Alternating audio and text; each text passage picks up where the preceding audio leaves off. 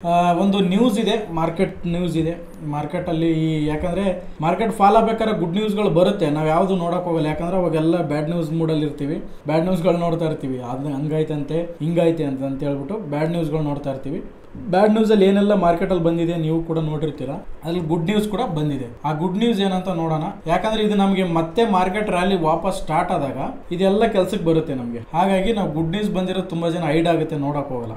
ಇಲ್ಲಿ ನೋಡ್ಬೋದು ನೀವು, India semi conductor movement spotlight on talent ಅಂತ. ಈ ಒಂದು ಮೇಜರ್ ಆಗಿ ಒಂದು ಸೆಮಿ ಕಂಡಕ್ಟರ್ ಫೋಕಸ್ ಮಾಡ್ತಾ ಇದ್ದಾರೆ. ಯಾವೆಲ್ಲ ಕಂಪ್ನಿಗಳು ಜಾಸ್ತಿ ಪ್ರೊಡಕ್ಷನ್ ಮಾಡುತ್ತೆ, ಯಾರೆಲ್ಲ ಒಂದು ನ್ಯೂ ಟೆಕ್ನಾಲಜಿನ ಯೂಸ್ ಮಾಡಿ ಸೆಮಿ ಕಂಡಕ್ಟರ್ ಮಾಡ್ತಾ ಇದಾರೆ ಅಂತ ಅವ್ರಿಗೆಲ್ಲ ಒಂದು ಗವರ್ಮೆಂಟ್ ಫೋಕಸ್ ಮಾಡ್ತಾ ಇದೆ. ಲಾಸ್ಟ್ ಟೈಮ್ ಇದಕ್ಕೂ ಒಂದು ಒಳ್ಳೆ ಫಂಡ್ ಕೂಡ ರಿಲೀಸ್ ಮಾಡಿದ್ರು ಸೆಮಿ ಕಂಡಕ್ಟರ್ ಸ್ಟಾಕ್ಗೆ, ಸೆಕ್ಟರ್ಗೆ ಸಂಬಂಧಪಟ್ಟಿದಂಗೆ. ಇದು ಒಂದು ಒಳ್ಳೆ ವಿಷಯ ನಮಗೆ. ಬಟ್ ಮಾರ್ಕೆಟ್ ಸೆಂಟಿಮೆಂಟ್ ಡೌನ್ ಇದ್ದಾಗ ಏನಾಗುತ್ತೆ, ಏನೇ ಗುಡ್ ನ್ಯೂಸ್ ಬಂದರೂ ರಿಯಾಕ್ಟ್ ಆಗಲ್ಲ. ಅದು ವಾಪಸ್ ರಿವರ್ಸ್ ಆದ್ಮೇಲೆ ಈ ಗುಡ್ ನ್ಯೂಸ್ ಎಲ್ಲ ನಮಗೆ ವರ್ಕ್ ಆಗುತ್ತೆ. ಇವಾಗ ಏನೆಲ್ಲ ನಾನು ಎಕ್ಸ್ಪ್ಲೇನ್ ಮಾಡ್ತಾ ಇದ್ದೀನಿ, ಈ ಗುಡ್ ನ್ಯೂಸ್ಗಳೆಲ್ಲ ವರ್ಕ್ ಆಗುತ್ತೆ. PM ಮೋದಿ ಅವರು ಲಾಂಚ್ ಮಾಡಿದರೆ 52 ಟೂರಿಸಂ ಸೆಕ್ಟರ್ ಪ್ರಾಜೆಕ್ಟ್ಸ್ ಅಂತ 1400 crores. ಇದು ಇಂಡೈರೆಕ್ಟ್ಲಿ ನಮ್ಮ ಟೂರಿಸಂ ಸೆಕ್ಟರ್ಲಿ ಯಾವೆಲ್ಲ ಲಿಸ್ಟಿಂಗ್ ಆಗಿದೆ ಕಂಪ್ನಿ ಅದರಲ್ಲೇ ಬರುತ್ತೆ, ಅದಕ್ಕೆ ಯೂಸ್ಫುಲ್ ಆಗುತ್ತೆ. ಹಾಗಾಗಿ ನಮ್ಮ ಹತ್ರ ಟೂರಿಸಂ ಹೋಟೆಲ್ ಆಗಿರ್ಬೋದು, ಅದೇ ಹೇಳಿದ್ರೆ ಟೂರಿಸಂ ಫಿನಾನ್ಸು, ಈ ಥರ ಕಂಪ್ನಿ ಹೋಲ್ಡಿಂಗ್ ಇದೆ ನಮ್ಮ ಹತ್ರ.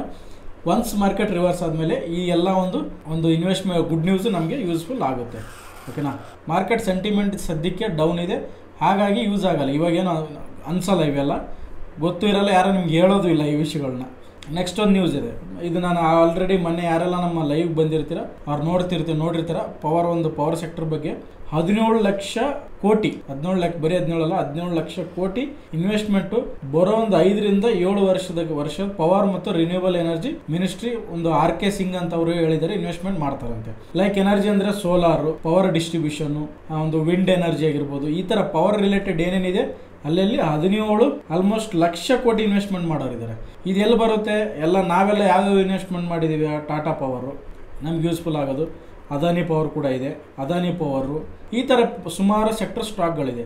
ಅದಕ್ಕೆಲ್ಲ ಇದು ಒಂದು 17 ಲಕ್ಷ ಕೋಟಿ ಯೂಸ್ಫುಲ್ ಆಗುತ್ತೆ. ಒಂದು ಪವರ್ ಸೆಕ್ಟರ್ಗೆ ಇವರು ಇನ್ವೆಸ್ಟ್ಮೆಂಟ್ ಮಾಡಕ್ಕೆ ಹೋಗ್ತಾ ಇದ್ದಾರೆ. ಇದು ಒಂದು ತುಂಬ ದೊಡ್ಡ ಬಿಗ್ ನ್ಯೂಸ್ ಅಂತಲೇ ಹೇಳ್ಬೋದು.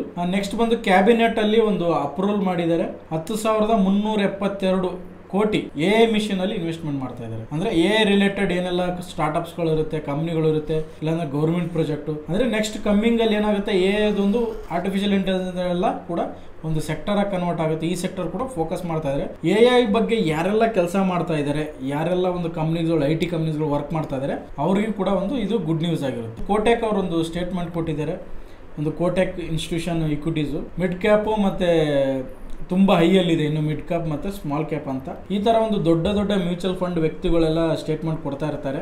ಯಾಕೆ ಅಂದರೆ ಅವ್ರಿಗೆ ತುಂಬ ಸ್ಮಾಲ್ ಒಂದು ಸ್ಟಾಕಲ್ಲಿ ಲಿಮಿಟೆಡ್ ಇದೆ, ಯಾವುದೇ ಥರದ ಸೆಬಿ ಒಂದು ರಿಸ್ಟ್ರಿಕ್ಷನ್ ಇರುತ್ತೆ, ಅವ್ರು ಇನ್ವೆಸ್ಟ್ಮೆಂಟ್ ಮಾಡೋಂಗಿರಲ್ಲ ಜಾಸ್ತಿ. ಯಾಕಂದರೆ ಸೆಬಿಲಿ ಯಾವ ಥರ ಒಂದು ರೂಲ್ ಇರುತ್ತಂದರೆ ಅವ್ರ ಹತ್ರ ಬಂದ್ಬಿಟ್ಟು ಒಂದು 50% ಲಾರ್ಜ್ ಕ್ಯಾಪ್, 25% ಮಿಡ್ ಕ್ಯಾಪ್, ಆಮೇಲೆ ಒಂದು 25% ಸ್ಮಾಲ್ ಕ್ಯಾಪಲ್ಲಿ ಇನ್ವೆಸ್ಟ್ಮೆಂಟ್ ಮಾಡೋ ಥರ ರೂಲ್ ಇರುತ್ತೆ. ಅವ್ರು ಬೇಕು ಅಂದರೂ ಕೂಡ ಮಿಡ್ ಕ್ಯಾಪ್ ಸ್ಮಾಲ್ ಕ್ಯಾಪಲ್ಲಿ ಜಾಸ್ತಿ ಇನ್ವೆಸ್ಟ್ಮೆಂಟ್ ಮಾಡೋಕ್ಕಾಗಲ್ಲ. ಹಾಗಾಗಿ ಪ್ರತಿಯೊಂದು investment small cap mid cap ಕಡೆ ಹೋದಾಗ ಇವ್ರಿಗೆ ಲಾರ್ಜ್ ಕ್ಯಾಪ್ ಕಡೆ ಬಂದಿಲ್ಲ ಅಂದರೆ ಇನ್ವೆಸ್ಟ್ಮೆಂಟು ತೊಂದರೆ ಆಗುತ್ತೆ, ಇವ್ರೊಂದು ಕ್ಲೈಂಟ್ಗೆ ರಿಟರ್ನ್ ಕೊಡೋಕ್ಕಾಗಲ್ಲ. ಹಾಗಾಗಿ ಇದು ದೊಡ್ಡ ಲೆವೆಲಲ್ಲಿ ಗೇಮ್ ಮಾಡ್ತಾ ಇರ್ತಾರೆ. ಇವರ ಯಾರೇ ಒಂದು ಏನು ಸ್ಟೇಟ್ಮೆಂಟ್ ಕೊಟ್ಟಾಗ ಸ್ವಲ್ಪ ಅವ್ರ ಪರ್ಸನಲ್ ಇಂಟ್ರೆಸ್ಟ್ ಇದರಲ್ಲಿ ಇನ್ವಾಲ್ವ್ ಆಗಿರುತ್ತೆ. ಹಾಗಾಗಿ ಇವರು ಸ್ಮಾಲ್ ಕ್ಯಾಪ್ ಮಿಡ್ ಕ್ಯಾಪಲ್ಲಿ ತುಂಬ ಇನ್ನೂ ವ್ಯಾಲ್ಯೂಯೇಷನ್ ಇದೆ ಅಂತ ಹೇಳ್ತಾ ಇದ್ದಾರೆ. ಅವ್ರು ಹೇಳ್ತಾನೆ ಇರುತ್ತೆ, ಬಟ್ ಇನ್ನೂ ಸ್ಮಾಲ್ ಮಿಡ್ ಹೋಗ್ತಾನೆ ಇರುತ್ತೆ. ಓಕೆನಾ. ಈ ಥರ ಒಂದು ಸ್ಟೇಟ್ಮೆಂಟ್ ಎಲ್ಲ ಬರ್ತಾ ಇರುತ್ತೆ. ಯಾಕಂದರೆ ಇದು ಹೈ ಲೆವೆಲಲ್ಲಿ ಒಂದು ಸ್ಕ್ರಿಪ್ಟ್ಗಳು ನಡೀತಾ ಇರುತ್ತೆ ತುಂಬ. ಇವರು ಯಾಕಂದರೆ ಇವ್ರ ಮಾತುಗಳೆಲ್ಲ ತುಂಬ ಸೀರಿಯಸ್ ಆಗಿ ತಗೊಂತಾ ಇರ್ತಾರೆ ಎಲ್ಲರೂ. ಅದಕ್ಕೋಸ್ಕರ ಈ ಥರ ಅವ್ರ ಒಂದು ಇಂಟ್ರೆಸ್ಟ್ಗೋಸ್ಕರ ಇವರೇನೇನೋ ಒಂದು ಕಥೆನ ಹೇಳ್ತಾ ಇರ್ತಾರೆ, ಒಂದು ಸ್ಕ್ರಿಪ್ಟ್ನ ಮಾಡ್ಕೊಂಡು ಹೇಳ್ತಾ ಇರ್ತಾರೆ. ಹಾಗಾಗಿ ಮಿಡ್ ಕ್ಯಾಪ್ ಸ್ಮಾಲ್ ಕ್ಯಾಪ್ ಇನ್ನೂ ನೋಡಬೇಕಾಗತ್ತೆ. ನೆಕ್ಸ್ಟ್ ಯಾವುದೇ ಥರದ ಒಂದು ಭಯ ಬೀಳೋ ಥರ ಏನು ಇಲ್ಲ, ಅದರಲ್ಲೂ ಕೂಡ ಒಳ್ಳೆ ರ್ಯಾಲಿ ಸ್ಟಾರ್ಟ್ ಆಗುತ್ತೆ, ತುಂಬ ಡೌನ್ಗೆ ಹೋಗುತ್ತೆ ಅಂತ ಅವರು ಒಂದು ಪ್ರೆಡಿಕ್ಟ್ ಮಾಡ್ತಾ ಇದ್ದಾರೆ. ಬಟ್ ಹಾಗಲ್ಲ, ಅದು ಇನ್ನೂ ನಮಗೆ ಅದರಲ್ಲಿ ವ್ಯಾಲ್ಯೂಯೇಷನ್ ಫಂಡಮೆಂಟಲ್ ಏನೇ ಇರ್ಬೋದು, ಟೆಕ್ನಿಕಲಿ ನಮಗೊಂದು ಒಳ್ಳೆ ಇನ್ನೂ ಕನ್ಫರ್ಮೇಷನ್ ಬಂದಿಲ್ಲ. ಮಿಡ್ ಕ್ಯಾಪ್ ಸ್ಮಾಲ್ ಕ್ಯಾಪ್ ಕೂಡ ಮತ್ತೆ ಬ್ಯಾಕಪ್ನ ತಗೊಳುತ್ತೆ. ಇದು ಒಂದು ಮಾರ್ಕೆಟ್ನ ಅನಲೈಸೇಷನ್ನು.